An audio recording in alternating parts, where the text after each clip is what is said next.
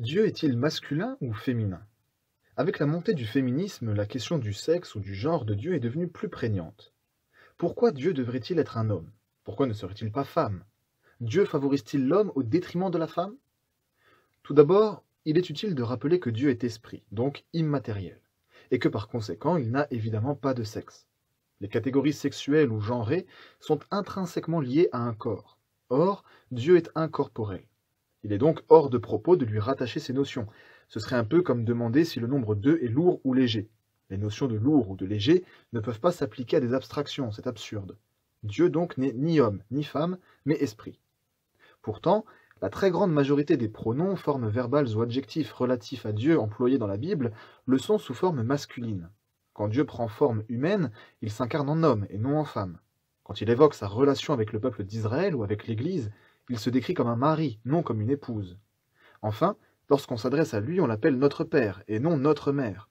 Dieu, s'il n'est pas homme, semble donc au moins partager des caractéristiques masculines et privilégier le masculin sur le féminin. Mais c'est faux.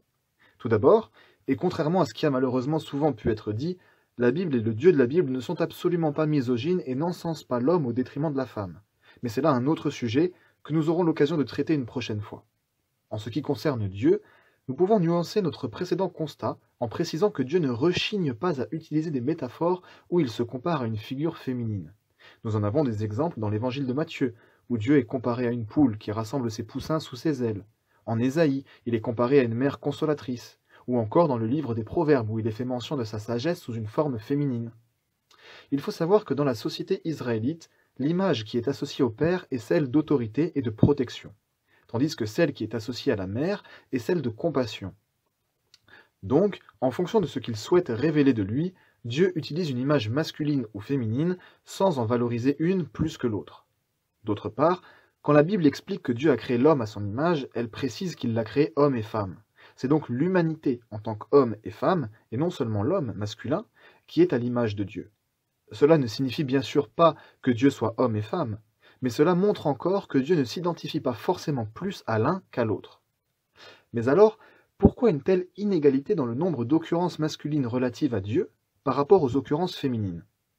Il y a là une signification théologique importante, et si Dieu a fait ce choix, ce n'est pas sans raison. Cette raison se trouve dans le rapport de Dieu à la création.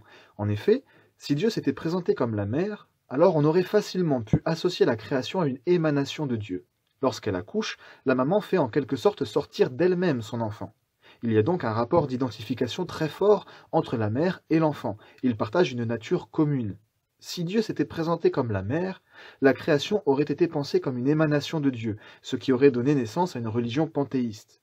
A l'inverse, en se présentant comme un père, Dieu met de la distance avec la création. Il y a toujours cette idée qu'il en est à l'origine, mais il n'est pas confondu avec. La création ne sort pas de lui. Ainsi, l'idée de Dieu transcendant, différent et à part de la création, est préservée.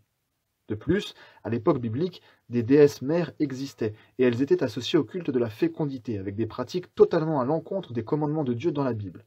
Il y a donc peut-être également un souci de ne pas être assimilé à ces cultes. C'était Curious, j'espère que cette vidéo vous a plu, n'hésitez pas à me faire part de vos remarques et questions dans les commentaires ou par mail, pensez aussi à aimer la vidéo et à vous abonner pour soutenir la chaîne et être tenu informé de ces nouveautés. À la semaine prochaine.